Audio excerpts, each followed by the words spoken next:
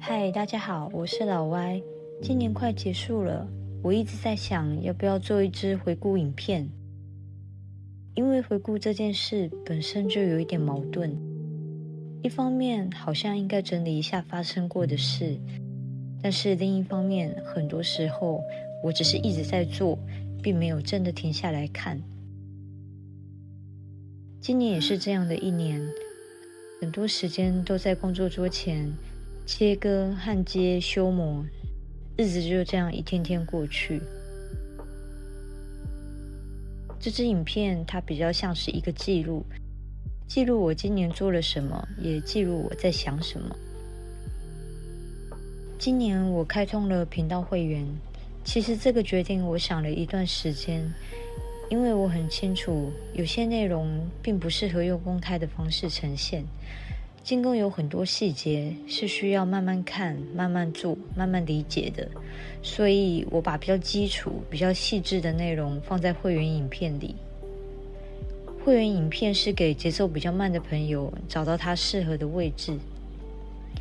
这一年，我也开始实体教学，和文化大学教育推广部合作，开设了精工课程。每个人对精工的想象不一样，我可以直接看到学生们卡关的地方，也会看到他们的作品慢慢成型。重新拾起教学这件事，让我整理了很多原本习以为常的动作跟观念。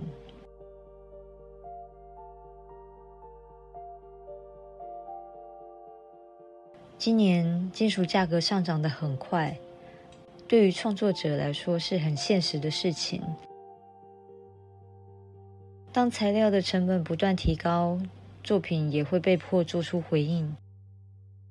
我开始更认真的思考，如果用黄铜来创作，会不会是一种将来可能的方向？但是黄铜它不是一个替代品，它有自己的脾气，它有自己的颜色、硬度、反应速度，都跟银不一样，甚至更困难。所以我做了很多实验，包括上色、栓洗、铜滤，尝试不同的焊药，甚至我会使用非常激烈的方式去实验它。但是与其对抗材料，不如顺着它的特性去玩它。这一段时间对我来说比较像研究，不是为了马上做出作品，而是去理解这个材料。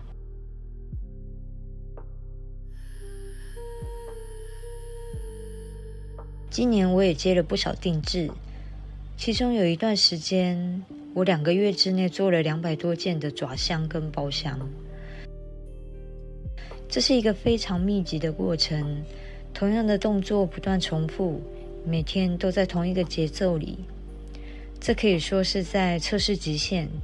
我知道自己做得到，但我也很清楚，这样的工作模式会压缩掉什么。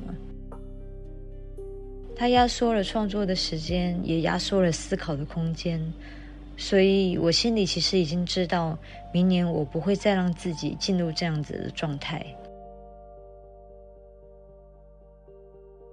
除了定制，我也做了很多作品，放在我的 Pinkoi 商店里。创作跟贩售之间一直需要平衡，有一些作品是为了我要完成这个订单，有一些作品只是因为我想做。今年我更清楚地感觉到时间是有限的，所以如果所有的时间都被低价跟重复性的工作填满，真正想做的作品就会被挤到最后。这是一个我必须面对的选择。所以明年我希望事情能够更清楚一点。如果你想要在网络上学精工，我的会员影片会提供更完整、更基础、节奏也会更慢的教学内容。公开影片我会让它偏向实验性，不一定每一支都很实用，但是都会是我很想尝试的东西。实体课程我仍然会跟文化大学合作，也会开设黄铜的进阶精工，还有自然主题的影视课程，更进阶的还有珐琅跟铆钉的其他课程。那至于个人的创作，我希望可以把时间慢慢的拉回来，减少低价的作品，多留一点空间给我真正想做的东西。我一直觉得人生其实没有那么长，如果在有限的时间里一直重复已经知道怎么做的事，好像有点可惜。所以我想继续尝试，继续挑战，看看自己可以做到什么程度。这大概就是我这一年的状态。